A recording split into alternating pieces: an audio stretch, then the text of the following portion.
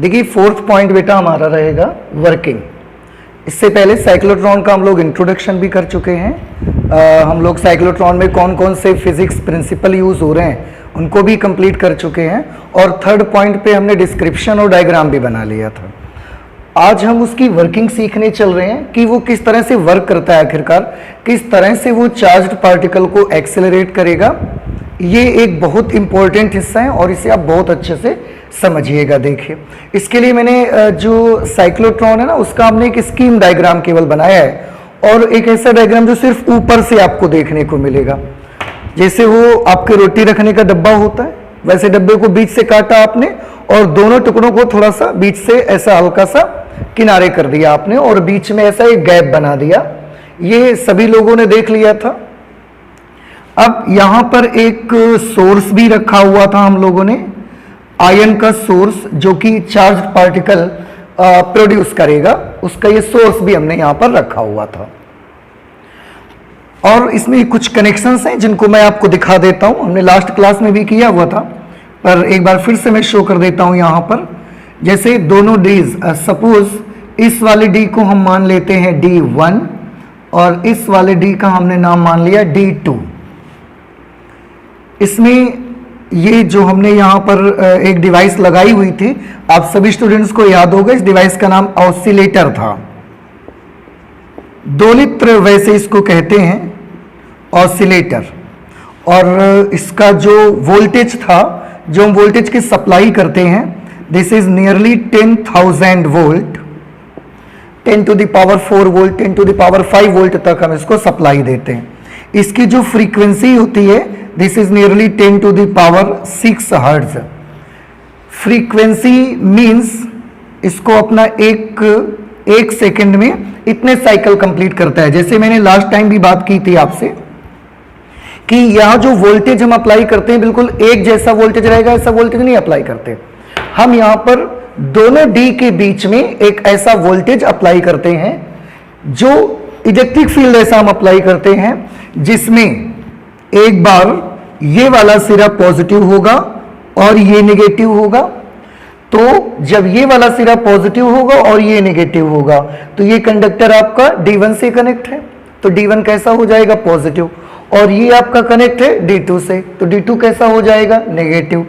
अब अगर ये D1 प्लस हो गया और D2 माइनस हो गया, तो यहां जो गैप में आप देख रहे हैं, जो गैप यहां पर बना हुआ है, इस गैप में इलेक्ट्रिक फील्ड की डायरेक्शन क्या होगी?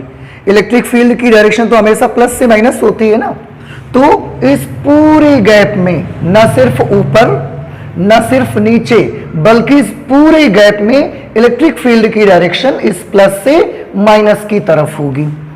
ऐसा पूरे गैप में इलेक्ट्रिक फील्ड ऐसा प्लस टू माइनस यहां पर डेवलप हो जाएगा। उसके बाद अगले ही क्षण ये अपनी डायरेक्शन चेंज करेगा। चेंज करने से फिर ये वाला टर्मिनल प्लस हो जाएगा इसका, और ये वाला टर्मिनल माइनस हो जाएगा। तो जब ये प्लस हो जाएगा तो ये वाला डी जो D2 है, अगले ही क्षण जब ये प्लस होगा और ये माइनस होगा, तो अब D1 माइनस हो जाएगा और D2 प्लस हो जाएगा। तो जब D2 प्लस हो जाएगा, D1 माइनस हो जाएगा, उस सिचुएशन पे फिर से इलेक्ट्रिक फील्ड अपनी डायरेक्शन चेंज करेगा। और हम सबको मालूम है कि इलेक्ट्रिक फील्ड की डायरेक्शन हमेशा पॉजिटिव टर्मिनल से नेगेटिव टर्मिनल की ओर होती है। तो अब जैसे ही ये ऑसिलेटर अपनी डायरेक्शन बदलेगा, एक बार पहले ये ऐसे कनेक्ट था तो D1 पॉजिटिव था, D2 नेगेटिव था, उसने अगले क्षण अपनी डायरेक्शन ऐसा बदल दिया। अब D1 नेगेटिव हो गया, D2 पॉजिटिव हो गया, तो अब इलेक्ट्रिक फील्ड भी अपनी डायरेक्शन चेंज करेगा। इलेक्ट्रिक फील्ड की डायरेक्शन अब क्या होगी? तो इस पूरे गैप में आपको हमेशा याद रखना है, न सिर्फ ऊपर साइड न नीचे साइड, बल्कि in the complete gap the direction of electric field will be this. फिर से ये ऑसिलेट, क्योंकि ये ऑसिलेटर है, ये बार बार ऑसिलेट करेगा, एक सेकंड में 10 to the power 6 times. Frequency का मीनिंग क्या होता है? फ्रीक्वेंसी का मीनिंग यही होता है कि एक सेकंड में वो इतने साइकिल कंप्लीट करेगा, एक सेकंड में 10 to the power 6 टाइम्स वो ये इतना करेगा। अगले ही क्षण फिर से उसका ये वाला जो टर्मिनल होगा, ये फिर से नेगेटिव हो जाएगा और ये टर्मिनल फिर से पॉजिटिव हो जाएगा। जैसे ये प्लस होगा तो क्योंकि ये वाला टर्मिनल D1 से कनेक्ट है तो D1 फिर से प्लस हो जाएगा और ये D2 से कनेक्ट है तो D2 फिर से माइनस हो जाएगा। अब अगर D1 फिर से प्लस हो गया, D2 फिर से माइनस हो गया, तो इस गैप में जो इलेक्ट्रिक फील्ड होगा उसकी डायरेक्शन क्या होगी? इलेक्ट्रिक फील्ड की डायरेक्शन तो हमेशा प्लस से माइनस होती है ना, तो गैप में इलेक्ट्रिक फील्ड की डायरेक्शन फिर चेंज हो जाएगी और चेंज होकर ये डायरेक्शन फिर से इस तरफ आ जाएगी ऐसे। हाँ, आप एक चीज सोच सकते हैं कि जब D1 और D2 ये प्लस होता है ये माइनस, तो गैप में इलेक्ट्रिक फील्ड ऐसा आता है, और जब ये प्लस होता है और ये माइनस होता है तो गैप में इलेक्ट्रिक फील्ड ऐसा लेफ्ट साइड पे आता है। आपको ये हो सकता है लगे कि, और आपको शायद याद भी होगा कि ये जो D दोनों बने हैं, जब आपने डब्बे को काटा तो उसके अंदर ऐसा गैप बना हुआ है। आपको याद आएगा, मैंने लास्ट क्लास में भी इसको डिस्कस किया हुआ था कि ऐसा ही तो डब्बा था एक हमारे पास, वो सर्कुलर था, बस इतना फर्क था, उसको हमने इसे काट दिया था, लेकिन अंदर से तो वो खोखला था ना। तो जब काट के दोनों पीस उसके अलग करेंगे आप, तो ये जो जगह यहां पर आएगी, ये वाली जगह तो खोखली होगी ना अंदर इसके। आप रोटी का रखने का डब्बा हमने बताया था स्टील का, आप याद करिए, सर्कुलर बॉक्स, तो अंदर जगह होगी उसके। यहां पर भी अंदर जगह है, यहां पर भी अंदर जगह है। मैं सिर्फ ऊपर से देखने वाला फिगर मैंने आपको बना के दिखाया है। तो क्या खोखला जो ये D अंदर से खोखला रहेगा, यहां इलेक्ट्रिक फील्ड नहीं आएगा, या इसमें जो खोखली जगह इसके अंदर है वहां पर इलेक्ट्रिक फील्ड नहीं जाएगा? तो मैं आपको बता दूं बेटा, आप याद करें, इलेक्ट्रोस्टैटिक शील्डिंग भी हमने पढ़ी हुई थी और ये भी पढ़ा था कि किसी मेटल के अंदर इलेक्ट्रिक फील्ड हमेशा कैसा होता है? जीरो रहता है। कोई भी मेटल का आप स्फीयर लीजिए, उसके अंदर इलेक्ट्रिक फील्ड हमने कैलकुलेट किया और वो इलेक्ट्रिक फील्ड हमने कितना पाया था? जीरो पाया था। So inside the metal there is no electric field. I mean, electric field is zero. So you should always remember कि मेटल के अंदर इलेक्ट्रिक फील्ड हमेशा कैसा होता है? जीरो। और अगर आपको नहीं याद आ रहा है तो प्लीज आप अपने पन्ने पलट के देखिएगा, एक जगह हमने इलेक्ट्रोस्टैटिक शील्डिंग की है जिसमें हम वैद्युत परिरक्षण, शायद इसको हिंदी के नाम से हमने बताया था आपको, तो वहां आप देख सकते हैं। इसीलिए मैं बार बार आपसे बोल रहा हूं कि जो इलेक्ट्रिक फील्ड प्रोड्यूस होगा that will be only in the gap. Dees के अंदर खोखली जगह पर कोई इलेक्ट्रिक फील्ड नहीं आएगा, क्योंकि दोनों डी मेटल्स के बने हैं और मेटल के भीतर इलेक्ट्रिक फील्ड जीरो रहता है। ठीक है, तो इस तरीके से बार बार इलेक्ट्रिक फील्ड अपनी डायरेक्शन बदलेगा, और इलेक्ट्रिक फील्ड जब भी अपनी डायरेक्शन बदलेगा, ऐसा नहीं होगा कि सिर्फ आधे में इलेक्ट्रिक फील्ड ऐसा हो जाए, आधे में ऐसा बना रहेगा, ऐसा नहीं होगा। जब जब ये D1 प्लस होगा, D2 माइनस होगा, तब पूरे गैप में इलेक्ट्रिक फील्ड ऐसा होगा, और जब अगले ही क्षण D2 प्लस होगा, D1 माइनस होगा, तो पूरे गैप में इलेक्ट्रिक फील्ड ऐसा होगा।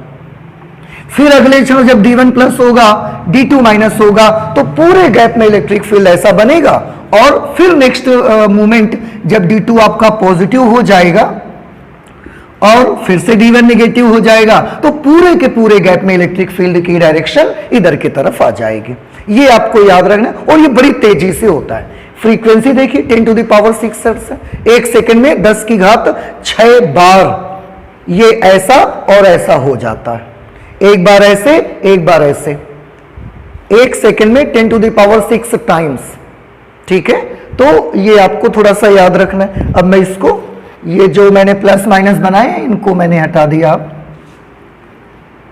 अच्छा, इसके साथ सोर्स आयन का हमने रखा ही हुआ है। हाँ, मैग्नेटिक फील्ड भी आपको याद होगा हमने लगाया था।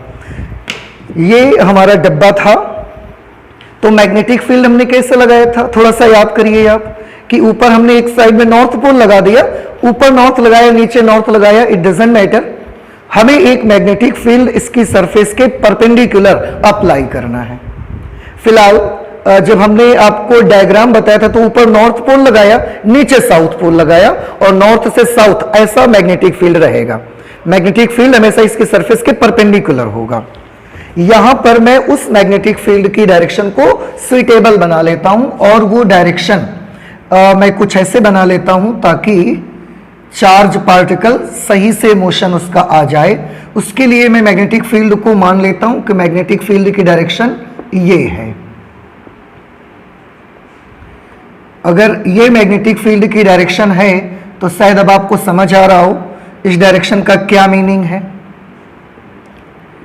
आपको बताया भी गया है कि मैग्नेटिक फील्ड की डायरेक्शन अगर ये है तो इसका मतलब ये हुआ कि जो चुंबकीय क्षेत्र है ये फिलहाल इस फिगर के मुताबिक, जो फिगर हमने बनाया हुआ है उसके मुताबिक मैग्नेटिक फील्ड की डायरेक्शन बोर्ड के तल के लंबवत ऐसा बाहर की तरफ है। हमने आपको बताया भी था क्रॉस बना हो तो बोर्ड के तल के लंबवत अंदर की ओर, और अगर पॉइंट बना है तो बोर्ड के तल के लंबवत बाहर की। ठीक है, फिलहाल जो आपका ये टेबल पे रखा हुआ साइक्लोट्रॉन होगा उसमें ये डायरेक्शन कैसे है, क्या ऊपर से नीचे है या नीचे से ऊपर की तरफ है।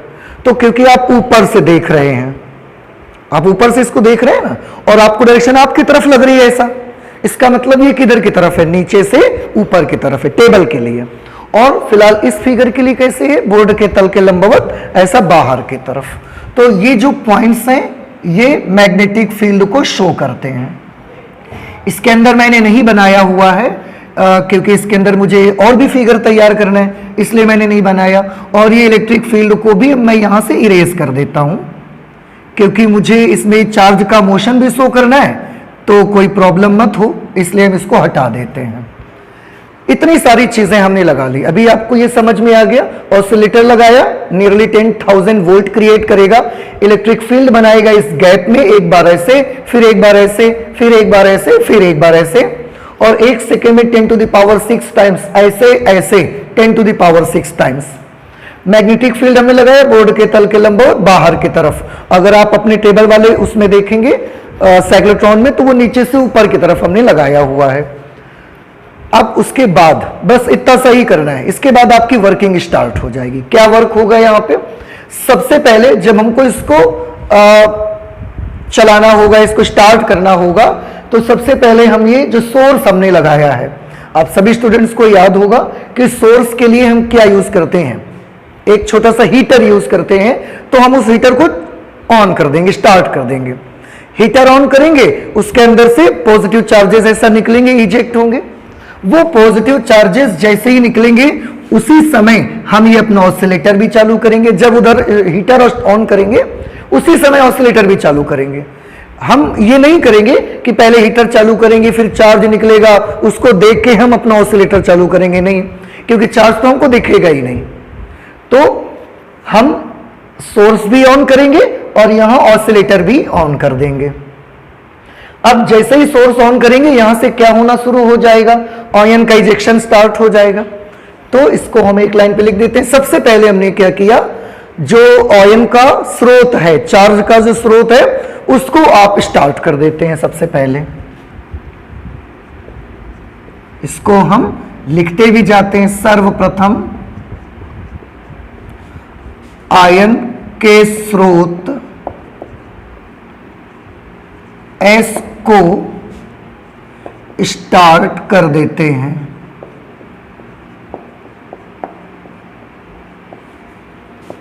जिससे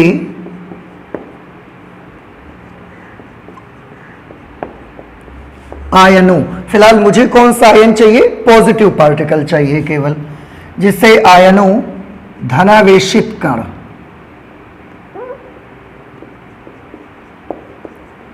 जिससे आयनों धनावेशित कण का उत्सर्जन प्रारंभ हो जाता है,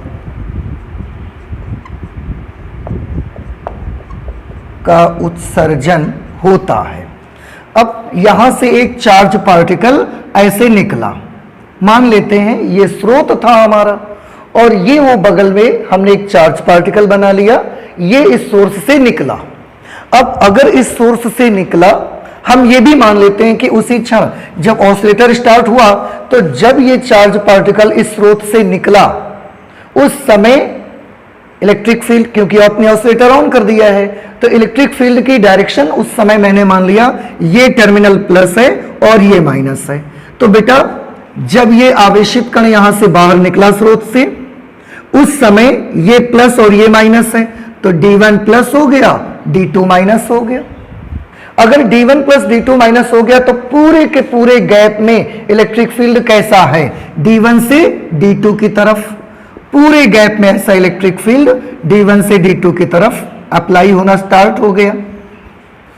ठीक है, अगर इलेक्ट्रिक फील्ड ऐसा है, अब आप थोड़ा सा सोचिए, चार्ज्ड पार्टिकल यहां पर ऐसे इसका निकला होगा, ये जब स्रोत से, मान लिया इसकी स्पीड अभी 0 है, जब ये यहां से निकला तो हमने मान लिया इसकी स्पीड 0 है। अब आप थोड़ा सा देखिए, यहां पर उस क्षण जब ये स्रोत, जब चार्ज पार्टिकल निकला, उस क्षण इलेक्ट्रिक फील्ड की डायरेक्शन ऐसे है, फ्रॉम D1 टू D2, और ये पार्टिकल यहां पर ऐसे रखा हुआ है। क्या होगा, इलेक्ट्रिक फील्ड इस चार्ज्ड पार्टिकल पर एक फोर्स लगाएगा। किधर की तरफ, आप याद करिए, अभी कुछ ही दिन पहले हमने motion of charge particle in electric field हमने पढ़ा हुआ है। तो जैसे ही चार्ज पार्टिकल यहां पर आएगा, इलेक्ट्रिक फील्ड अपनी डायरेक्शन पर एक फोर्स लगाएगा।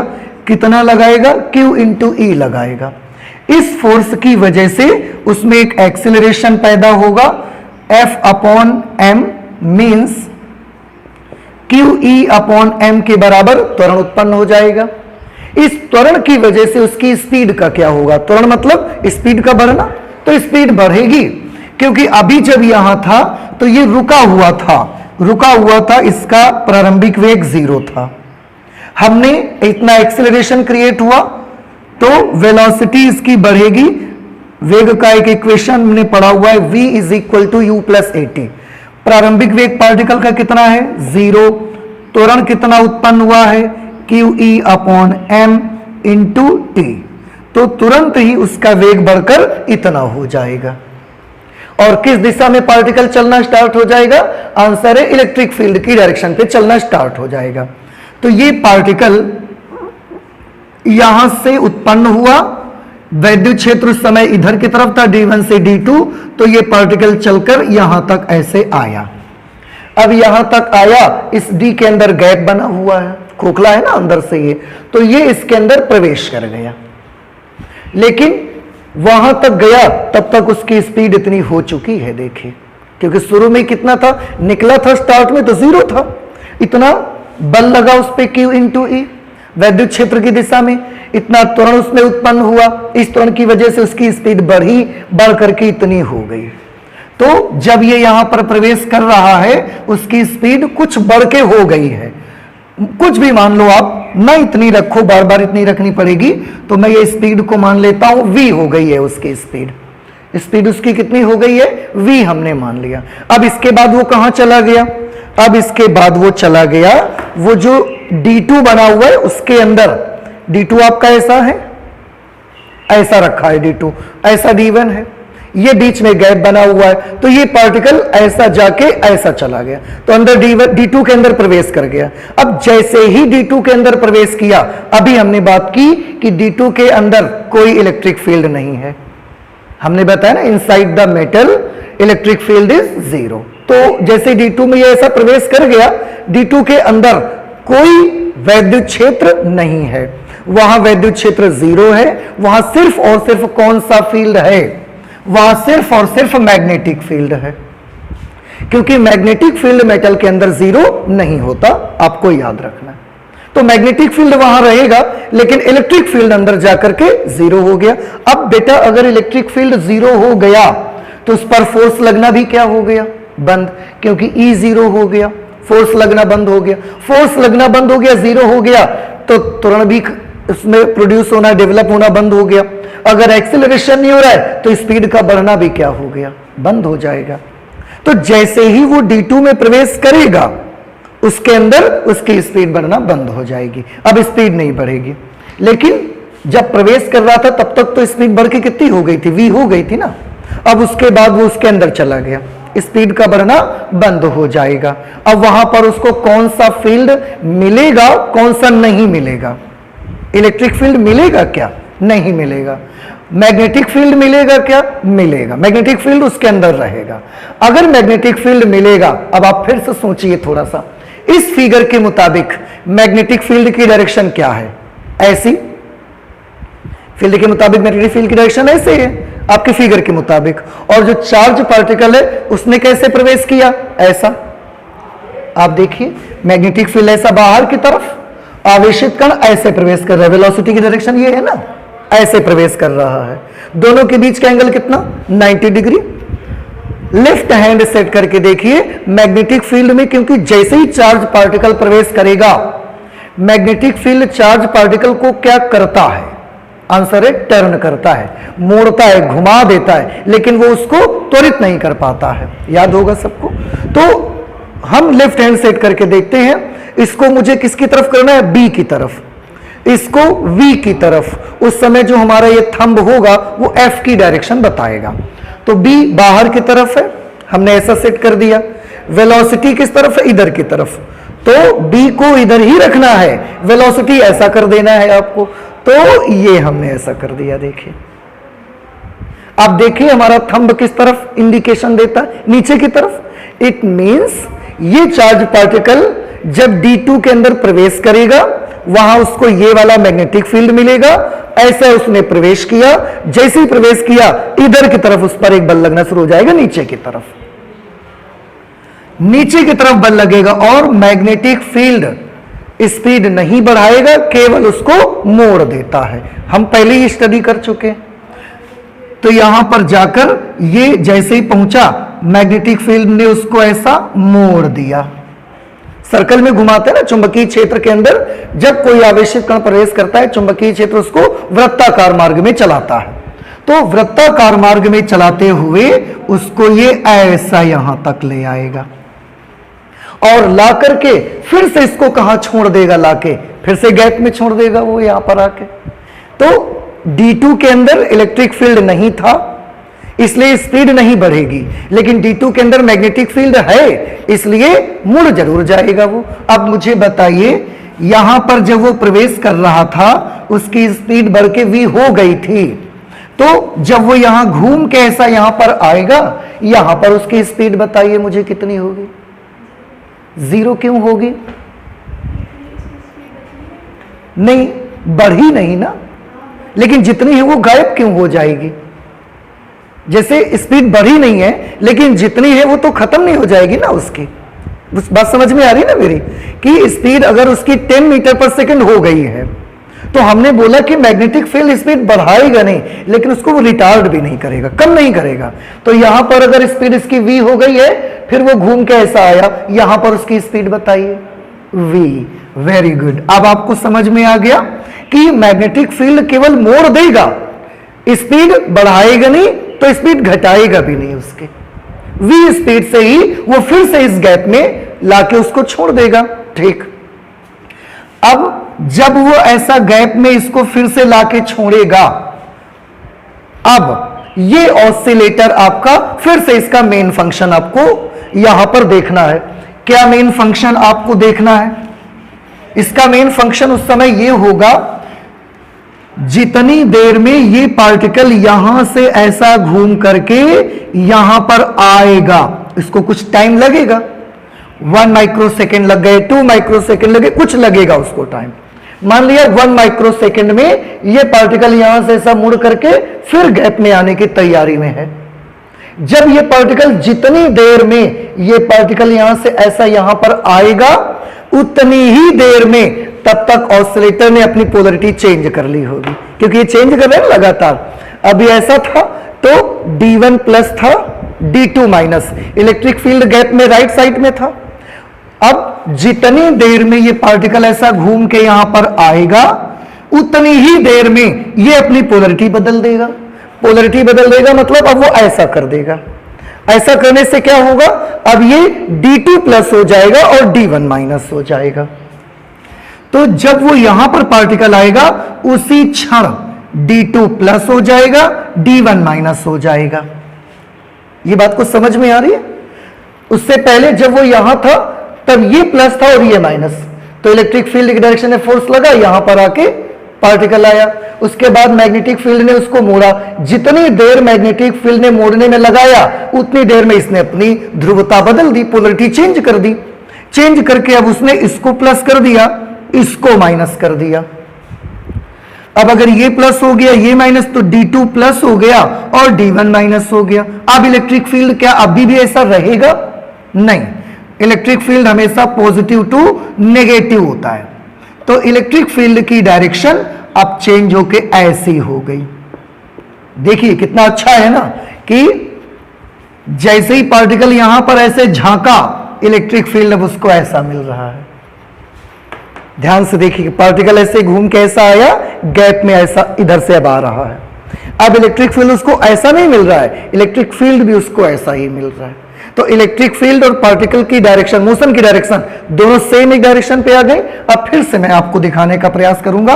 आप फिर से यहां पर एक चीज देखिए, इसको आप लोग पहले भी पढ़ चुके हैं। ये इलेक्ट्रिक फील्ड है और एक पार्टिकल इलेक्ट्रिक फील्ड की डायरेक्शन पे ही वे वेलोसिटी से प्रवेश कर रहा है। वहां पर देखिए, बस फर्क कितना है, दोनों इस दिशा में है। वैद्युत क्षेत्र भी अब इस दिशा में है, पार्टिकल भी इस दिशा में प्रवेश कर रहे हैं। तो आवेशित कण के वेग की दिशा और वैद्युत क्षेत्र की दिशा दोनों एक ही डायरेक्शन पे हो गए। और जब वैद्युत क्षेत्र की दिशा में ये ऐसा प्रवेश करता है, फिर से उस पर एक बल लगेगा, कितना? Q into E। इसकी वजह से उसको एक्सेलरेट करेगा क्योंकि इसी की दिशा में है। एक तो ये v वेलोसिटी से आया और इलेक्ट्रिक फील्ड इसको और पकड़ के खींचेगा, बल अपनी दिशा में लगाता है ना। तो ए कितना उसमें क्रिएट होगा? QE upon m। वेलोसिटी उसकी बढ़ेगी कि घटेगी? फिर से आप देख के मुझे बताइए, वेग की दिशा और इलेक्ट्रिक फील्ड दोनों एक दिशा में है।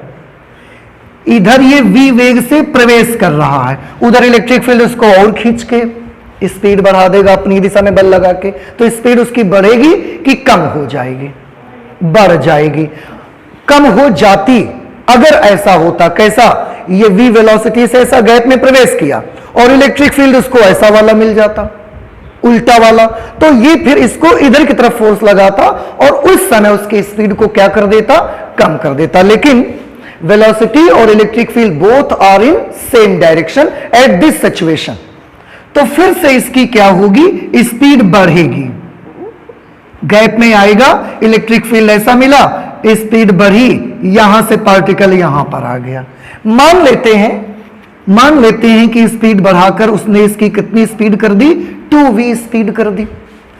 v वहीं पर थी, गैप में जैसे इलेक्ट्रिक फील्ड में आया उसने एक्सीलरेशन लगा, स्पीड बढ़ाई, स्पीड बढ़ा v और बढ़ा दी, तो यहां से यहां पर आते आते स्पीड उसकी हो गई 2v।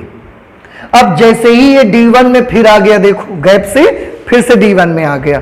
अब D1 में आया तो अब बताइए D1 के अंदर इलेक्ट्रिक फील्ड कितना?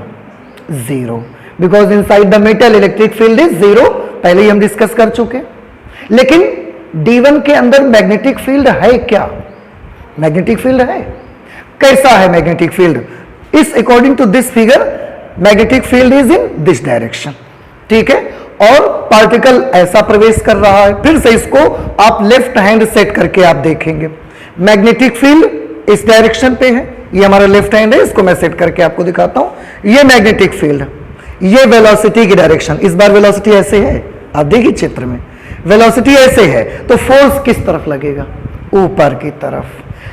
तो जैसे ही ये D1 में प्रवेश करेगा, विद्युत क्षेत्र खत्म, चुंबकीय क्षेत्र लगेगा, और चुंबकीय क्षेत्र लगकर अभी मैंने आपको फिंगर से सेट करके दिखाई, पार्टिकल पर फोर्स ऊपर की तरफ अप्लाई होना स्टार्ट हो जाएगा।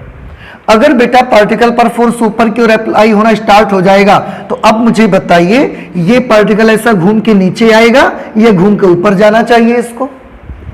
ये पार्टिकल ऐसा प्रवेश किया, मैग्नेटिक फोर्स इस पर किस तरफ लगा? ऊपर की तरफ, तो ऊपर घूम के जाना चाहिए कि नीचे आ जाना चाहिए? इसको ऊपर चले जाना चाहिए घूम के, और घूम के ये ऐसा यहां से ऐसा घूम के फिर से यहां पर आ गया, ठीक है। तो मैग्नेटिक फील्ड ने क्या किया? स्पीड बढ़ाई क्या?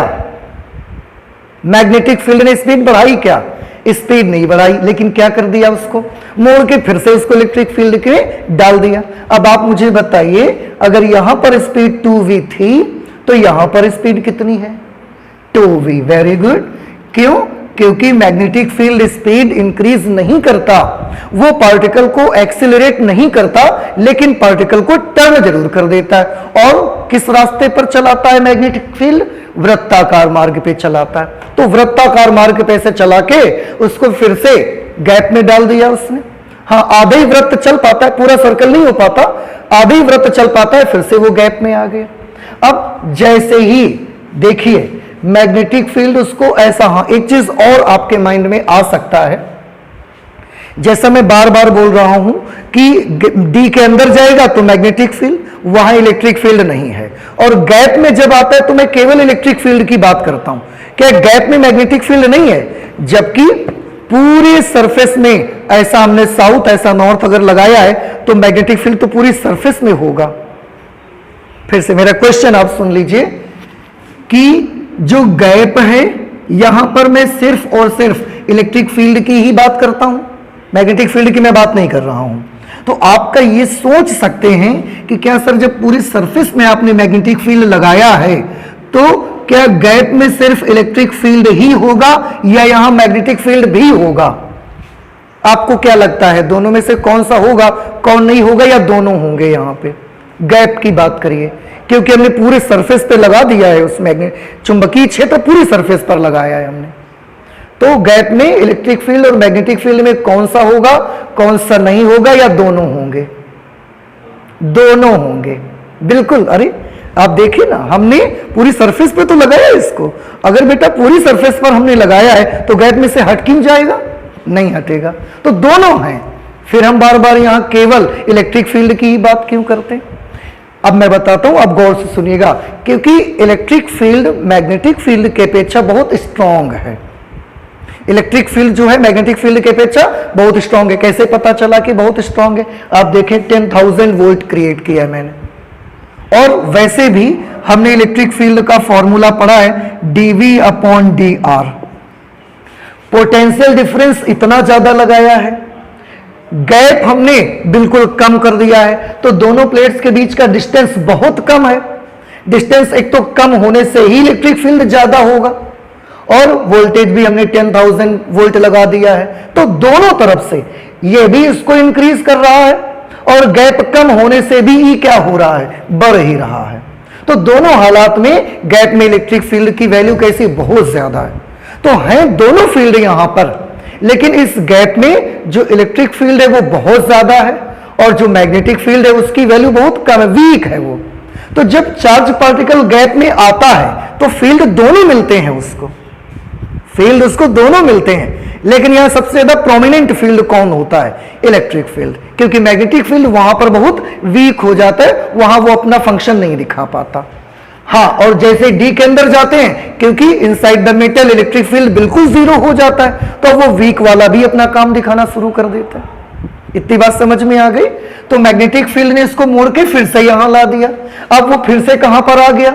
गैप में। फिर से गैप में आया। अब फिर देखिए, जितनी देर में ये पार्टिकल को मैग्नेटिक फील्ड ऐसा मोड़ के यहां लाता है, उतनी देर में ये फिर अपनी पोलरिटी तब तक चेंज कर लेता है। इतना इसकी ड्यूटी इतनी पक्की है, बिल्कुल। इसको हम ऐसा सेट करते हैं कि तुम्हें हर 1 माइक्रोसेकंड में बार बार अपनी ये पोलरिटी चेंज करनी ही है। ये हम बना सकते हैं, इसको हम कर सकते हैं। तो ये जो अब ऐसा कर चुका था पहले, अब जैसे ही पार्टिकल यहां पर पहुंचा, गैप में जाने की तैयारी में है, उतनी देर में ये फिर ऐसा हो गया। अब जब फिर ऐसा हो जाएगा तो बताइए अब क्या होगा? अब D1 कैसा आ गया? प्लस, फिर से D1 प्लस हो गया, और अब D2 कैसा हो गया? माइनस। उतनी देर में D1 फिर से प्लस हो गया, ये वाला फिर टर्मिनल पॉजिटिव हो जाएगा, और ये टर्मिनल कैसा हो जाएगा? नेगेटिव। तो D1 प्लस हो गया, D2 माइनस हो गया। तो बेटा जब D1 प्लस और D2 माइनस हो गया, अब इलेक्ट्रिक फील्ड की डायरेक्शन बताइए मुझे।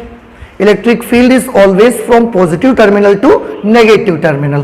तो अब ये इलेक्ट्रिक फील्ड की डायरेक्शन नहीं है। जब ये पार्टिकल यहां पर आके ऐसा गैप में जाने का मन करेगा, उसी क्षण तब तक ये इलेक्ट्रिक फील्ड की डायरेक्शन ऐसी हो चुकी होगी। अब इलेक्ट्रिक फील्ड इस पार्टिकल को कैसा मिलेगा, उल्टा मिलेगा कि सीधा मिलेगा? फिर से सोचिए इस चीज को। पार्टिकल ऐसा गया, इलेक्ट्रिक फील्ड उसको कैसा मिला? ऐसा मिला या ऐसा ही मिला? ऐसा तो मिला नहीं, फिर से ऐसा मिला इलेक्ट्रिक फील्ड उसको। अगर ऐसा मिला तो वेग विद्युत क्षेत्र की दिशा में है, स्पीड बढ़ेगी कि घटेगी? बढ़ जाएगी। इलेक्ट्रिक फील्ड उसको खींच के स्पीड को क्या कर देगा? इंक्रीज कर देगा। तो इलेक्ट्रिक फील्ड जो कि यहां पर लगा हुआ है, क्योंकि वेग की दिशा ये वाली है और विद्युत क्षेत्र दोनों सेम डायरेक्शन पे हैं। और अगर आप अपने आर्टिकल को उठा के देखेंगे जिसमें हमने विद्युत क्षेत्र में आवेशित कण की गति पढ़ी हुई थी, तो आप पाएंगे कि जब पार्टिकल की गति और इलेक्ट्रिक फील्ड दोनों एक दिशा में होते हैं तो स्पीड बढ़ जाती है। तो ये स्पीड फिर से बढ़ जाएगी। इलेक्ट्रिक फील्ड उसकी स्पीड को बढ़ा देगा और बढ़ा के गैप में फिर यहां भेज देगा इधर की तरफ। मान लिया इसकी स्पीड यहां कितनी थी? 2v, यहां आकर उसकी स्पीड हो गई 3v, क्योंकि गैप में इलेक्ट्रिक फील्ड उसकी स्पीड को इंक्रीज करेगा ना, तो 3v हो गई। और उस बढ़ी हुई स्पीड से फिर वो कहां चला जाएगा? D2 के अंदर जो खोखला हिस्सा बना हुआ है उसमें ऐसा D2 बना है, फिर इसमें ऐसा चला गया ये।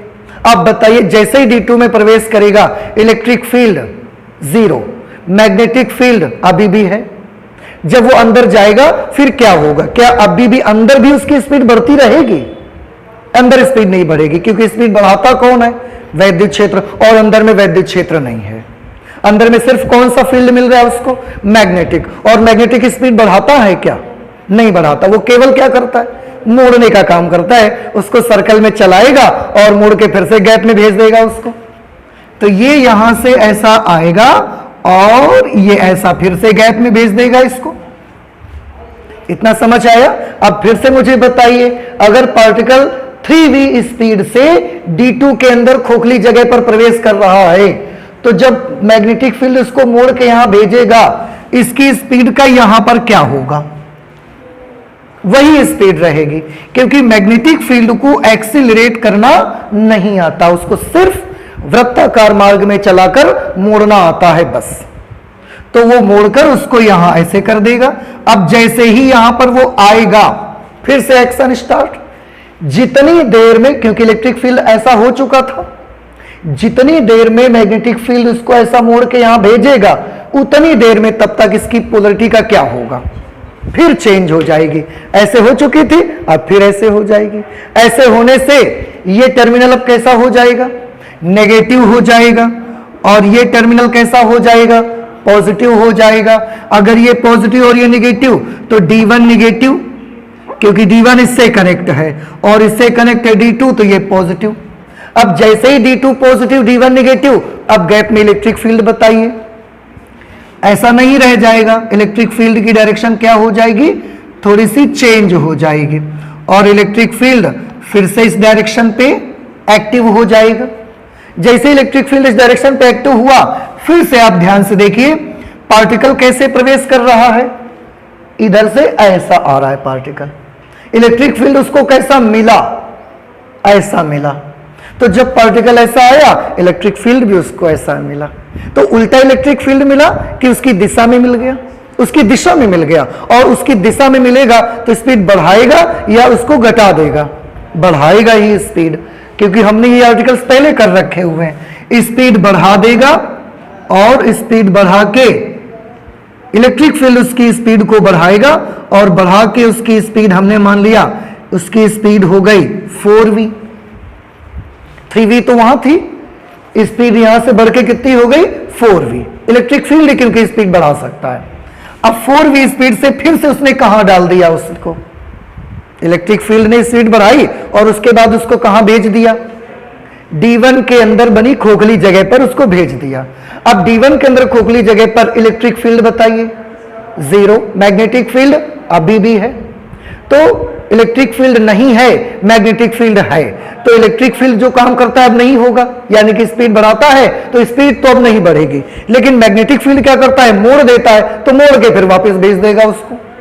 तो ये मोड़ करके मैग्नेटिक फील्ड फिर से उसको ऐसा वापस यहां भेज देगा। बात समझ में आई? अब यहां पर प्रवेश करते समय अगर उसकी स्पीड 4v थी तो यहां पर उसकी स्पीड बताइए 4v। और अब आपको समझ में भी आता है कि ये स्पीड 4v ही क्यों रही, क्योंकि अंदर इलेक्ट्रिक फील्ड नहीं मिला।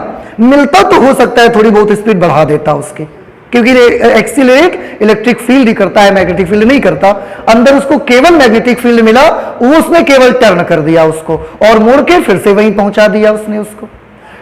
और अब आगे का मेथड आप फिर से समझ गए, जितनी देर में मैग्नेटिक फील्ड उसको टर्न करके यहां पहुंचाएगा उतनी देर में फिर आगे का एक्शन बताइए अब क्या होगा।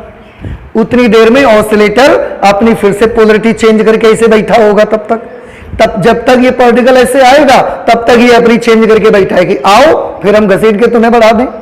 तो वो आएगा यहां पे और इसकी स्पीड फिर ऐसा इंक्रीज कर देगा, इसकी स्पीड इंक्रीज होके 5v हो गई और ये प्रोसेस लगातार चलती रहेगी ऐसे। आपको समझ में आई वर्किंग? आपको इसकी नहीं समझ में आया? आ गया ना वर्किंग सबको? तो ये इसमें वर्किंग मेथड है। और इसको हम क्या कर देते हैं, जब इसकी स्पीड बढ़ते बढ़ते इसका रेडियस भी बढ़ता रहता है। अभी मैं बात करूंगा कि स्पीड बढ़ने से उसका रेडियस क्यों बढ़ता रहता है, आप देखेंगे। लेकिन फिलहाल इतना तब तक हम लोग नोट कर लेते हैं जितना अभी हमने पढ़ा हुआ है, ठीक है। तो हमने लिखा सर्वप्रथम आयन के स्रोत S को स्टार्ट कर देते हैं, जिससे आयनों धनावेशित कण का उत्सर्जन होता है। अब कण का उत्सर्जन होगा उसी समय क्या है,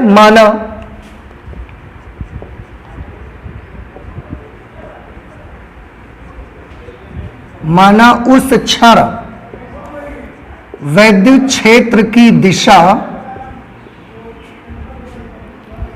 माना उस क्षण गैप में वैद्युत क्षेत्र की दिशा, माना उस क्षण गैप में वैद्युत क्षेत्र की दिशा D1 से D2 की ओर है। D1 से D2 की ओर है। पहले हमने ऐसे ही तो माना था D1 से D2 की ओर है। E की दिशा D1 से D2 की ओर है। तब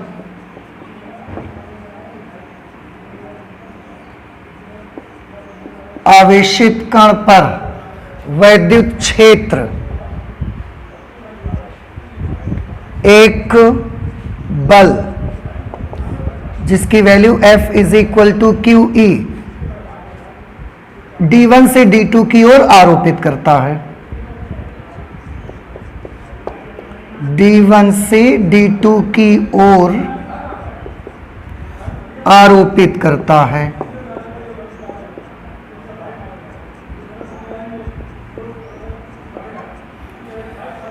D1 से D2 की ओर फोर्स उस समय लगेगा क्योंकि उस समय वैद्युत क्षेत्र की तीव्रता की दिशा D1 से D2 की ओर है, आरोपित करता है तथा कण को त्वरित करके उसके वेग को बढ़ा देता है।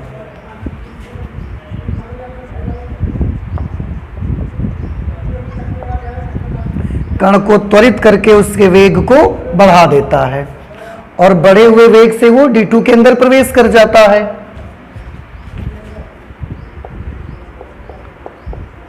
तथा इस बढ़े हुए वेग से वह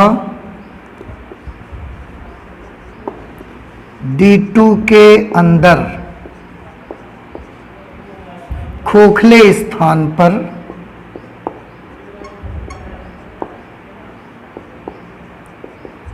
D2 के अंदर खोखले स्थान पर प्रवेश कर जाता है।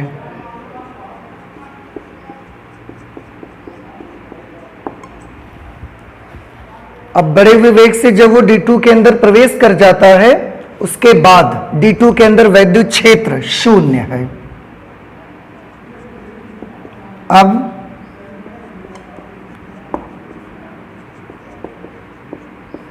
D2 के अंदर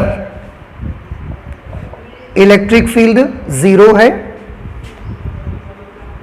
तथा वहां चुंबकीय क्षेत्र शून्य नहीं है। मेटल के अंदर इलेक्ट्रिक फील्ड 0 हो जाएगा लेकिन चुंबकीय क्षेत्र 0 नहीं होगा। ठीक है, चुंबकीय क्षेत्र शून्य नहीं है, अतः इस चुंबकीय क्षेत्र के कारण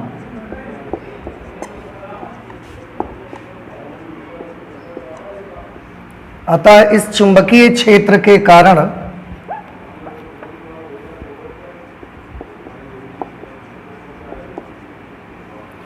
आवेशित कण पर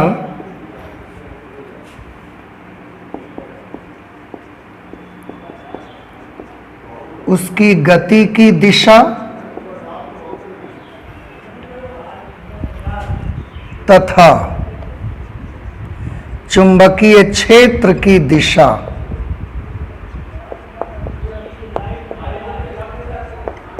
दोनों के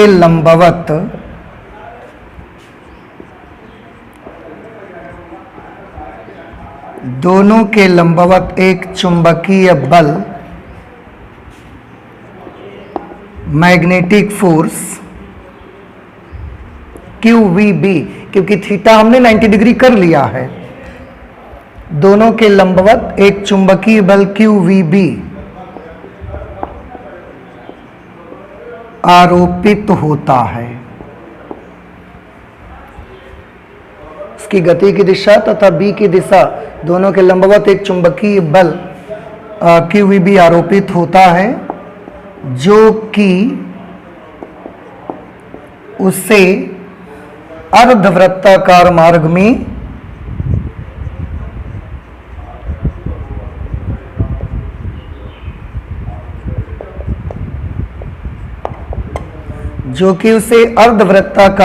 में चलाते हुए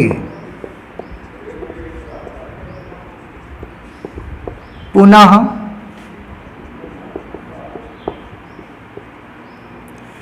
दोनों डीज के बीच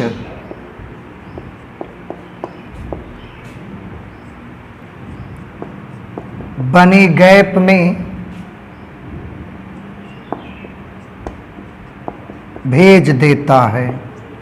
आपने देखा था ना कि ये मैग्नेटिक फील्ड उसको ऐसा मोड़ के अर्धवृत्ताकार मार्ग में चलाते हुए पुनः उसने इस गैप में भेज दिया था, मैग्नेटिक फील्ड ने उसको।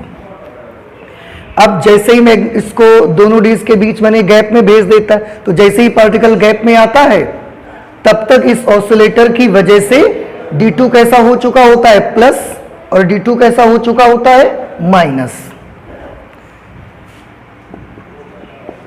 तब तक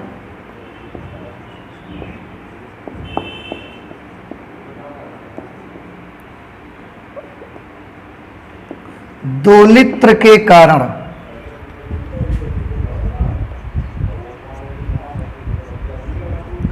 D2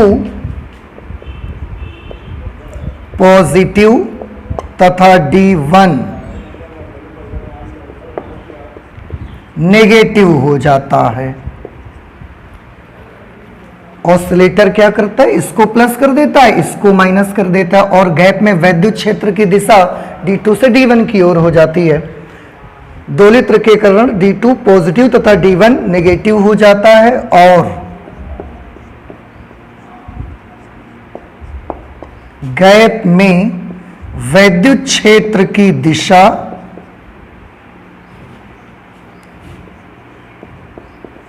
D2 से D1 की ओर हो जाती है। अब इलेक्ट्रिक फील्ड की डायरेक्शन क्योंकि ऐसे हो गई, पार्टिकल भी ऐसे ही प्रवेश कर रहा है, तो कण की गति की दिशा और वैद्युत क्षेत्र दोनों एक ही दिशा में हो जाते हैं।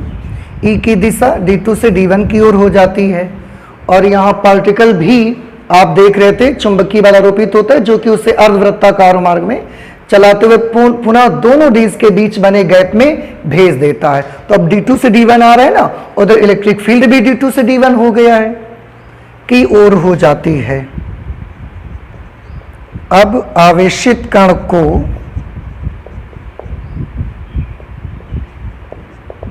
पुनः वैद्युत क्षेत्र, अब आवेशित कण को पुनः वैद्युत क्षेत्र, आवेशित कण को गैप में पुनः वैद्युत क्षेत्र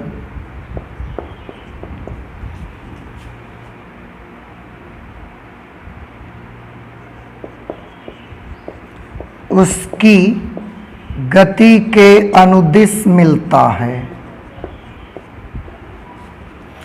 उसकी गति के अनुदिश मिलता है, जिससे वैद्युत क्षेत्र उस कण के वेग को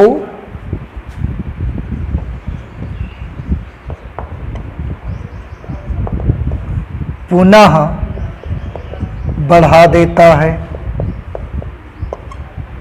इलेक्ट्रिक फील्ड में जब आएगा तो पार्टिकल के वेग की दिशा और इलेक्ट्रिक फील्ड दोनों एक ही डायरेक्शन पे हैं, तो वेग बढ़ जाएगा। ई उस कण के वेग को पुनः बढ़ा देगा तथा अब कण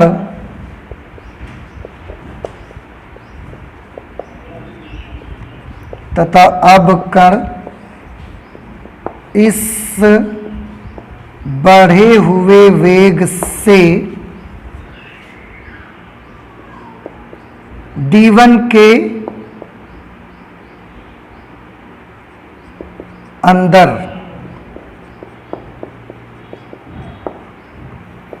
खोखले स्थान पर, D1 के अंदर खोखले स्थान पर प्रवेश कर जाता है।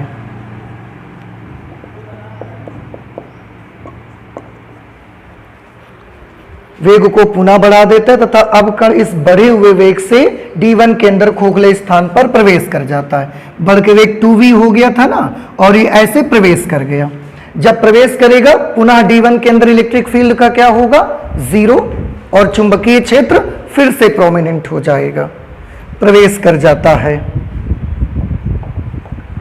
पुनः D1 के अंदर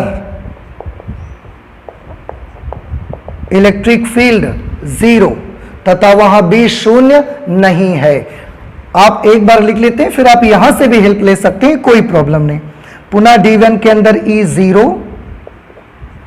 तथा वहां चुंबकीय क्षेत्र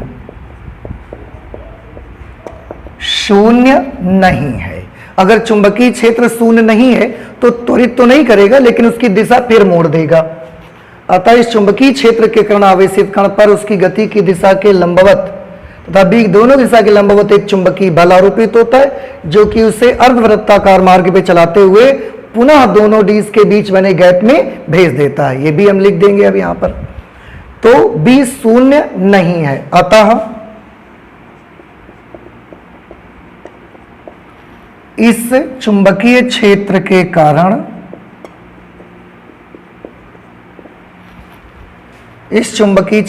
कारण आवेशित कण पर, या आप पूरी स्टोरी मत लिखें, आप ऐसे लिख दें, इस चुंबकीय क्षेत्र के कारण आवेशित कण पुनः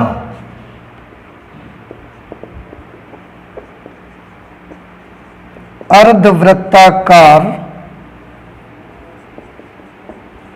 मार्ग में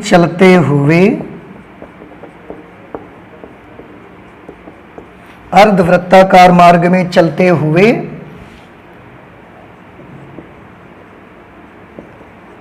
डीज के बीच बने गैप में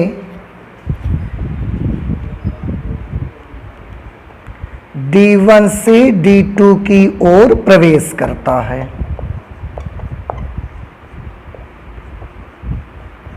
D1 से D2 की ओर प्रवेश करता है। अब वो यहां से आके D1 से ऐसा D2 की ओर प्रवेश करेगा। जैसे ही वो गैप में पहुंचता है, फिर से ऑसिलेटर तब तक अपनी दिशा बदल चुका होता है। फिर यहां लिखेंगे तब तक पुनः दोलित्र के कारण, तब तक पुनः दोलित्र के कारण D1 पॉजिटिव तथा D2 नेगेटिव हो जाता है।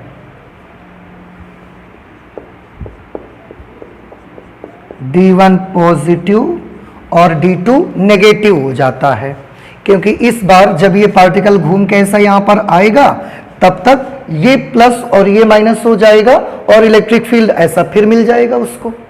तो जब भी वो गैप में जाया करेगा हर बार उसको इलेक्ट्रिक फील्ड उसकी दिशा में ही मिलना है। ऊपर से ऐसा जाएगा तो इलेक्ट्रिक फील्ड ऐसा मिलेगा, नीचे से ऐसा आएगा तो इलेक्ट्रिक फील्ड भी उसको ऐसा मिलेगा, फिर ऊपर जाएगा तो फिर इलेक्ट्रिक फील्ड ऐसा, फिर नीचे आएगा तो फिर इलेक्ट्रिक फील्ड उसको ऐसा मिलेगा।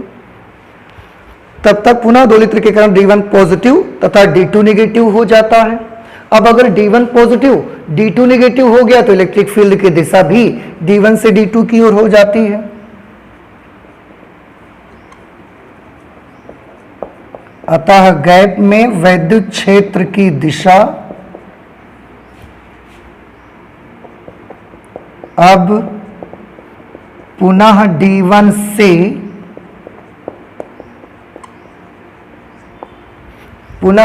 से D2 की ओर होती है। अब आप देखें कि यहां जो पार्टिकल था अर्धवृत्ताकार मार्ग में चलते हुए गैप में D1 से D2 की ओर प्रवेश करता है, पार्टिकल भी D1 से D2 की ओर, और गैप में जो इलेक्ट्रिक फील्ड है वो भी D1 से D2 की ओर होता है, दोनों सेम डायरेक्शन पे। तो वैद्युत क्षेत्र पुनः आवेशित कण की स्पीड को क्या कर देता है, बढ़ा देता है। अब क्योंकि आवेशित कण के वेग v की दिशा आवेशित कण के वेग v की दिशा तथा E की दिशा E की दिशा के अनुदिश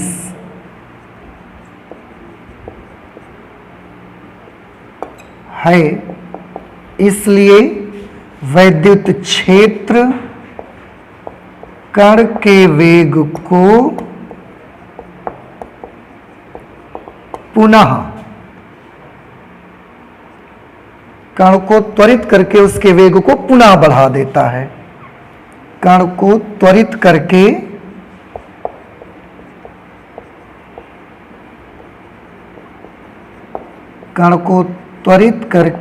पुनः उसके वेग को बढ़ा देता है।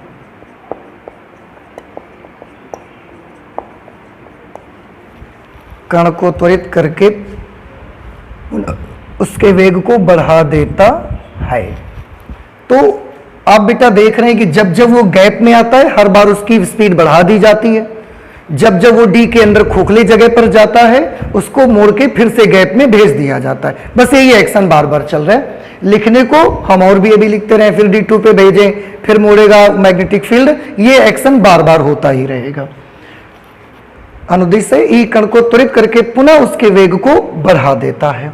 तो बस आप इतना याद रखें कि जब जब वो गैप में आएगा हर बार उसकी स्पीड को क्या कर दिया जाएगा, बढ़ा दिया जाएगा, और जब जब वो डी के अंदर जाएगा मोड़ के फिर से गैप में भेज दिया जाएगा।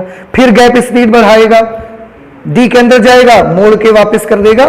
तो मैग्नेटिक फील्ड हर बार उसको मोड़ के गैप में भेजता है और गैप हर बार उसकी स्पीड को क्या कर देता है, बढ़ा देता है। बस यही एक्शन लगातार उस पर चलता रहता है। तो आगे बहुत ज्यादा लिखने की आपको आवश्यकता नहीं है, आप यहां पर लिख सकते हो कि यही प्रक्रिया लगातार चलती रहती है।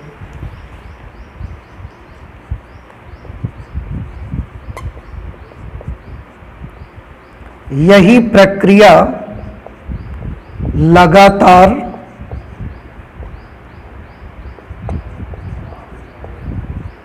चलती रहती है। ठीक है, तो ये इसका एक्शन है।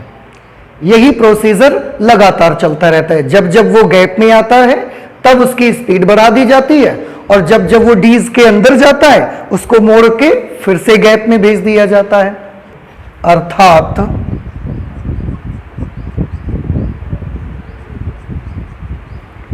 जब आवेशित कण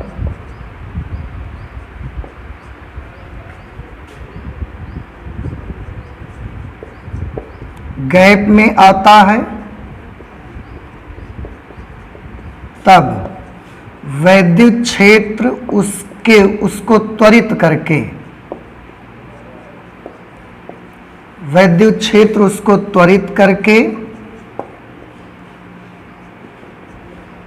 उसके वेग को बढ़ा देता है। वैद्युत क्षेत्र उसको त्वरित करके उसके वेग को बढ़ा देता है।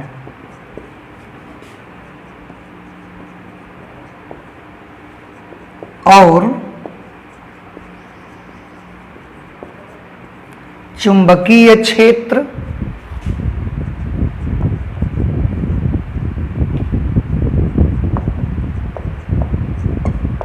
जो कि डीज के अंदर है, बार बार उसे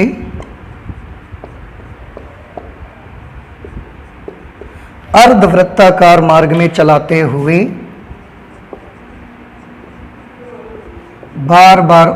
अर्धवृत्ताकार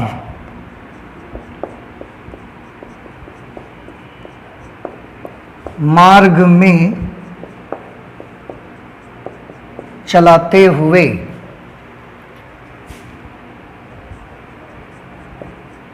गैप में भेज देता है। यह चुंबकीय क्षेत्र का काम होता है। तो इलेक्ट्रिक फील्ड बार बार उसकी स्पीड को बढ़ाता है और मैग्नेटिक फील्ड बार बार उसको गैप में भेज देता है स्पीड बढ़ाने के लिए। और ये बिल्कुल वैसा ही एक्शन है बेटा जैसा आप देखते हैं आपके घर में आपके पेरेंट्स करते हैं। कैसे आपके पेरेंट्स करते हैं? जब आप पढ़ने जाते हैं स्कूल तो टीचर लोग आपको नॉलेज को क्या करते हैं? बढ़ा देते हैं। फिर आप घर जाते हैं तो पेरेंट्स फिर कहते हैं चलिए फिर जाइए स्कूल पढ़ने। आप गए क्लास 1 पास करके गए, आप बोले हमने क्लास 1 पास कर लिया, फिर बोले जाओ फिर से वापस जाओ क्लास 2 पास करके आओ, फिर आपको वो स्कूल भेज देते हैं। फिर आप क्लास 2 पास करके गए, फिर बोलते हैं जाइए क्लास 3 पास करके आइए। तो पेरेंट्स कौन सा काम कर रहे हैं? इलेक्ट्रिक फील्ड का या मैग्नेटिक फील्ड का? मैग्नेटिक फील्ड का। और टीचर लोग कौन सा काम कर रहे हैं आपके लिए? इलेक्ट्रिक फील्ड का। वो आपके नॉलेज को अप कर देते हैं, नॉलेज को बढ़ा देते हैं। ठीक है, एक्शन तो समझ में आया होगा मेरे ख्याल से। अब मैं एक चीज और एक दो बातें मैं यहां पर इसकी वर्किंग में करना चाहूंगा। आप यहां पर देख रहे होंगे बेटा, ये 2-3 बातें हैं, मैं उनके बारे में डिस्कशन करना चाहूंगा कि यहां पर आप देख रहे होंगे जब जब ऐसे लगातार उसकी स्पीड बढ़ती जा रही है तो उसके वृत्ताकार मार्ग की त्रिज्या भी बढ़ते जा रही है। देख रहे हैं ना आप कि जैसे जैसे उसकी स्पीड बढ़ती जा रही है, एक चक्कर में 1v फिर 2v। देखिए स्पीड कैसे बढ़ रही है बेटा, यहां 0 थी v, फिर यहां नहीं बढ़ी 2v, यहां बढ़ी, फिर यहां नहीं बढ़ी, यहां बढ़ के 3v, 4v, 5v, 6v, 7v, 8v। तो स्पीड कहां बढ़ती है आके? स्पीड यहां गैप में आकर बढ़ती है। जब तक वो यहां रहते हैं तब तक स्पीड नहीं बढ़ती। ठीक है, और जैसे जैसे वेलोसिटी उसकी बढ़ती जा रही है हम देख रहे हैं वृत्ताकार मार्ग की त्रिज्या भी क्या हो रही है? बढ़ते जा रही है। तो कोई प्रॉब्लम नहीं है, हमने इससे पहले कैलकुलेशन किए हुए हैं। और प्लीज आप याद करके मुझे बताइए कि जब चुंबकीय क्षेत्र में पार्टिकल चलता है तो उसके वृत्ताकार मार्ग की त्रिज्या का फॉर्मूला क्या होता है? उसकी वृत्ताकार मार्ग की त्रिज्या का फॉर्मूला हमने बनाया था mv/qb। यहां पर जो रेडियस है वो वेलोसिटी पर डिपेंड करती है, हमने ये पढ़ा हुआ था। अगर रेडियस वेलोसिटी पर डिपेंड करती है तो जैसे जैसे वेलोसिटी बढ़ती जाएगी वैसे वैसे रेडियस का क्या होगा? बढ़ते चली जाएगी। तो हो रहा है, ठीक है। हर बार वेलोसिटी इंक्रीज हो जाती है। यहां v थी तो इतनी छोटी रेडियस में चल रहा था, फिर जब वेलोसिटी बढ़ के 2v हो गई तो थोड़ी इसने अपनी रेडियस को क्या कर लिया, बढ़ा लिया। जब वेलोसिटी बदल के 3v हो गई बढ़ करके तो रेडियस इसने और बड़ा कर लिया अपना। वेलोसिटी बढ़ करके 4v हो गई और बड़ा रेडियस हो गया। वेलोसिटी बढ़ के 5v हो गई और बड़ा रेडियस कर लिया। तो जैसे जैसे उसकी वेलोसिटी बढ़ते जाएगी वैसे वैसे उसका रेडियस भी क्या होते चला जा रहा है, बढ़ते जा रहा है। तो इससे तो कोई प्रॉब्लम नहीं है, ठीक है। ये फॉर्मूला भी हमको बताता है कि ऐसा तो होना ही है। और ऐसा होते होते इसका मार्ग कैसा हो रहा है, स्पाइरल। ये चीज क्या होती है, इसको हम, इस वाले मार्ग को हम क्या बोलते हैं, स्पाइरल ये कहा जाता है। तो हम चाहें तो एक सेंटेंस में इसको भी नोट कर सकते हैं, ठीक है। एक स्पाइरल हो जाता है, का जो रास्ता है वो स्पाइरल मार्ग पे चलते चला जाता है। अच्छा, इसको भी हमने देख लिया कि वेग बढ़ेगा तो त्रिज्या भी उसकी बढ़ती जाएगी। अब एक और चीज हमको देखना है, थोड़ा सा एक चीज सोचने की आवश्यकता है बेटा आपको, कि यहां पर जब स्टार्ट किया था पार्टिकल ने, उस समय का सोचिए। जब पार्टिकल ने स्टार्ट किया था तो अर्धवृत्ताकार मार्ग पे चलते हुए, बस इस छोटी सी रेडियस के मार्ग पे चलते हुए उसको यहां पर आना होता था। लास्ट में जब वो आएगा, लास्ट में देखिए उसको इतनी ही बड़ी रेडियस के मार्ग में चल के यहां पर आना है। अब आप मुझे बताइए, शुरू में केवल छोटी रेडियस के मार्ग में चलकर यहां पर उसको पहुंचना होता है, और जब उसकी रेडियस लगातार बढ़ते जाती है तो इतनी बड़ी रेडियस में भी चल के उसको गैप में आना रहता है, ठीक है। अब मुझे बताइए, यहां से चल के यहां पर आने में समय का क्या होगा, और यहां से चल के यहां तक आने में उसके समय का क्या होगा। किसमें उसको टाइम ज्यादा लगेगा, किसमें उसको टाइम कम लगेगा, या उतना ही लगता रहेगा, उतना ही लगता रहेगा। Very good. क्यों लगता रहेगा, क्योंकि आवर्तकाल उसका जो टाइम पीरियड होता है वो वेलोसिटी पर, रेडियस पर डिपेंड नहीं करता। बहुत अच्छे। टाइम का हमने फॉर्मूला देखा हुआ था बेटा, T is equal to 2 pi m upon QB। ये फॉर्मूला टाइम का हमने देखा था। तो आप देख सकते हैं इसमें उसकी वेलोसिटी बढ़ रही है, रेडियस बढ़ रहा है, लेकिन वेलोसिटी और रेडियस जो दोनों यहां चेंज हो रहे हैं, उनमें से किसी पर भी हमारा टाइम पीरियड डिपेंड ही नहीं करता है। अगर डिपेंड नहीं करता तो वेलोसिटी बढ़ेगी, रेडियस भी बढ़ेगा, लेकिन टाइम पीरियड पे कोई इफेक्ट नहीं पड़ेगा। तो बेटा अगर टाइम पीरियड पर कोई इफेक्ट नहीं पड़ेगा, इसका क्या मतलब है, इस छोटी रेडियस में भी उसको आने में जितना टाइम लगता होगा गैप में, उतना ही इस बड़े से रेडियस में भी उसको गैप में आने में उतना ही टाइम लगेगा। बात समझ रहे? अगर 1 माइक्रो सेकेंड में वो यहां से यहां आता है तो 1 माइक्रो सेकेंड वो इतना लंबा रास्ता चल के भी यहां पर आ जाएगा। क्यों? क्योंकि जब छोटी रेडियस में तो उसकी स्पीड भी तो कम है, और जब बड़ी रेडियस में आ गया तो स्पीड भी तो बहुत ज्यादा हो गई। तो छोटी रेडियस में कम स्पीड में चल के यहां पर आ जाएगा 1 माइक्रो सेकेंड में, और बड़ी रेडियस में बड़ी जल्दी चल के यहां पर आ जाएगा 1 माइक्रो सेकेंड में। तो टाइम उसका नहीं बढ़ेगा, टाइम हर बार कैसा रहेगा, सेम रहेगा। तो हम चाहें तो इस वाले पॉइंट को भी हम इस पे नोट कर सकते हैं, परिवर्तित नहीं होता। और क्यों नहीं बदलता ये आप जानते हैं, क्योंकि टाइम वेलोसिटी पर, रेडियस पर, इन पर किसी पर भी डिपेंड नहीं करता। तो छोटी रेडियस में भी वो तेज समय में चल के गैप में आ जाएगा, और बड़ी रेडियस में वो ज्यादा स्पीड में चल के गैप में उतने ही समय में आ जाएगा। तो इससे होता क्या है, एक चीज और यहां पर देखें बेटा, यहां पर हम क्या चाहते हैं, हम ये भी देखना है मुझे कि जितनी देर में ये ऐसा चल के यहां पर आता है उतनी देर में ऑसिलेटर की पोलैरिटी चेंज भी हो जानी चाहिए। समझ रहे हैं आप? जैसे 1 माइक्रो सेकेंड में ये घूम के ऐसे यहां पर आता है, पहले शुरू में इलेक्ट्रिक फील्ड ऐसा था, पार्टिकल ऐसे चला, अब वो इसके बाद जब D2 में प्रवेश कर गया तो घूम के वो ऐसा आएगा। तो जब ये D2 में ऐसे ऐसा घूम के आएगा, और शुरू में इलेक्ट्रिक फील्ड तो ऐसा था, अब जितनी देर में ये ऐसा घूम के आएगा, अगर ये घूम के गैप में आ जाए और इलेक्ट्रिक फील्ड अब भी ऐसा ही बना रहे, तो क्या अब इसकी स्पीड बढ़ा पाएगा? नहीं बढ़ा पाएगा, अब तो इसको रिटार्ड कर देगा वो। तो क्या चाहिए, जरूरी क्या है? जरूरी ये है कि ऑसिलेटर की भी फ्रीक्वेंसी ऐसी हमको सेट करनी रहती है कि इलेक्ट्रिक फील्ड स्टार्टिंग में ऐसा है, पार्टिकल ऐसे चल के D2 में प्रवेश कर गया। अब जितनी देर में वो D2 में प्रवेश करने के बाद गोल घूम के ऐसा आएगा, उतनी देर में इलेक्ट्रिक फील्ड को भी कैसा हो जाना है? ऐसा हो जाना चाहिए। अगर ये ऐसा नहीं होता, ऐसा उल्टा ही बना रहता है, तो स्पीड बढ़ा नहीं पाएगा फिर।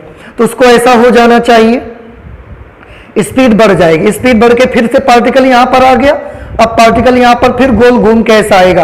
अब जितनी देर में वो वृत्ताकार मार्ग में चल के ऐसा आएगा, इलेक्ट्रिक फील्ड अभी ऐसा हो चुका था, फिर से इलेक्ट्रिक फील्ड को उतनी देर में कैसा हो जाना चाहिए? ऐसा। तो जब वो गैप में आए तो फिर उसके साथ ऐसा हो जाए।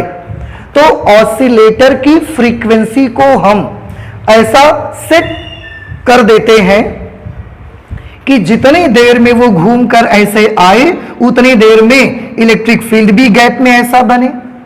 जितनी देर में वो घूम के ऐसे जाए, इलेक्ट्रिक फील्ड फिर ऐसा बने। जब वो पार्टिकल नीचे से घूम के ऐसे आए तो फिर इलेक्ट्रिक फील्ड ऐसा बने। पार्टिकल घूम के ऊपर जाए तो इलेक्ट्रिक फील्ड फिर ऐसा बने। और ये काम बिल्कुल साथ साथ होने चाहिए। इसका मतलब है कण गैप में आए, इलेक्ट्रिक फील्ड उसको अनुदिश ही मिलना चाहिए।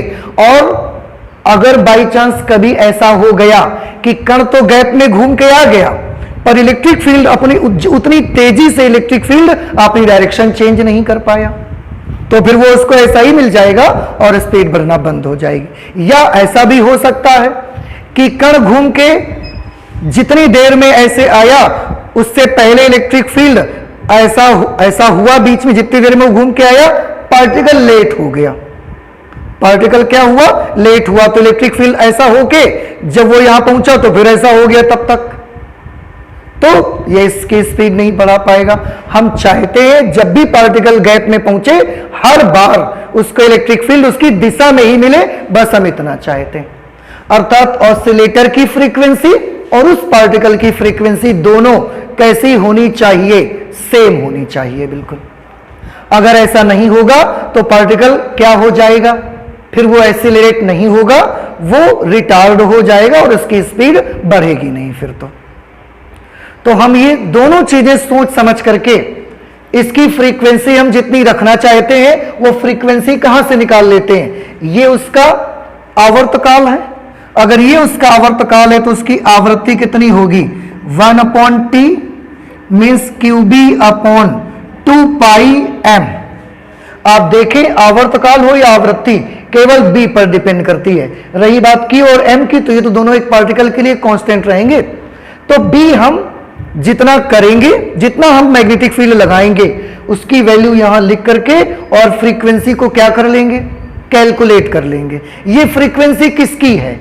इसकी है या इस पार्टिकल की है? तो आंसर है ये फ्रीक्वेंसी उस पार्टिकल की है। और जितनी फ्रीक्वेंसी उस पार्टिकल की इस फॉर्मूले से कैलकुलेट होके आएगी, उतनी ही फ्रीक्वेंसी हम इस ऑसिलेटर की सेट करेंगे। उससे क्या होगा? अगर हर 1 माइक्रोसेकेंड में पार्टिकल ऐसा गैप में आता है, तो हर माइक्रोसेकेंड में ये अपना क्या करता रहेगा? पोलरिटी चेंज करता रहेगा। अगर 1 माइक्रोसेकेंड के बाद ऊपर वाले गैप में आता है तो पोलरिटी ऐसे है, फिर अगले माइक्रोसेकेंड में वो नीचे वाले गैप में आता है, उतनी देर में फिर ये ऐसा कर लेगा। फिर 1 माइक्रोसेकेंड बाद इसको यहां आना है तो फिर ये तब तक ऐसा कर लेगा। फिर 1 माइक्रोसेकेंड बाद उसको यहां आना है, फिर तब तक ये ऐसा कर लेगा। तो दोनों के कदम से कदम मिलने चाहिए, जिसको हम कहते हैं कि इसके स्टेप्स मैच करने चाहिए बिल्कुल। और आपको मैं बता दूं, इस सिचुएशन को सिंक्रोनाइजेशन कहते हैं। सिंक्रोनाइजेशन, समकालन बोलते हैं इसको। दोनों का टाइम हम कैसा कर लेते हैं? बराबर कर लेते हैं। पार्टिकल की फ्रीक्वेंसी यहां से कैलकुलेट करके वही फ्रीक्वेंसी ऑसिलेटर को सेट कर देते हैं। बस इतना हमको करना रहता है। बात समझ आ रही है आपको? थोड़ी थोड़ी नहीं समझ में आया? अच्छा, तो क्या हो जाता है? परिवर्तित चक्कर लगाने का समय परिवर्तित नहीं होता है। और इसके बाद तब तक हम इसको घुमाते रहते हैं जब तक क्या नहीं हो जाता? ये पार्टिकल कि वृत्ताकार मार्ग, अब घूमते घूमते घूमते घूमते, क्योंकि लगातार रेडियस इसका बढ़ रहा है, तो इसके वृत्ताकार मार्ग की त्रिज्या इस डी की त्रिज्या के बराबर आ जाता है। बिल्कुल इसकी बाउंड्री के पास से ऐसा गुजरना शुरू हो जाता है। अब अगर उसकी त्रिज्या डी की त्रिज्या के बराबर हो गई है, इसका मतलब है कि अब हमको उसको और ज्यादा घुमाना नहीं चाहिए, क्योंकि अगर आप और ज्यादा घुमाओगे रेडियस और बढ़ाएगा, फिर वो इस दीवार से टक्कर करना शुरू कर देगा। तो आपने जितनी स्पीड अब तक बढ़ाई होगी, टक्कर हो जाएगी तो स्पीड खत्म हो जाएगी उसकी। तो इसकी स्पीड अब और ज्यादा आपको नहीं बढ़ानी है। अब क्या करना है, अब यहां पर बने हुए गैप में से जब ये आखिरी बार यहां पर आएगा, तो यहां जो गैप बना हुआ है उस गैप में से इस पार्टिकल को हमको बाहर निकाल ही लेना चाहिए। समझ गए ना? ज्यादा घुमाने से अभी और क्या होगा, ज्यादा घुमाएंगे रेडियस और बढ़ाएगा, दीवार से टकरा के स्पीड खत्म हो जाएगी इसकी। तो जितनी मेहनत करके आपने बढ़ाई होगी स्पीड, उतनी बेकार हो जाएगी वो। तो यहां पर हम इसके लिए एक दो लाइंस और लिख सकते हैं जरा। अब उससे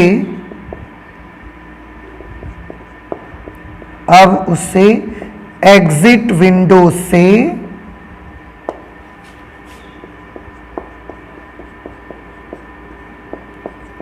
बाहर निकालकर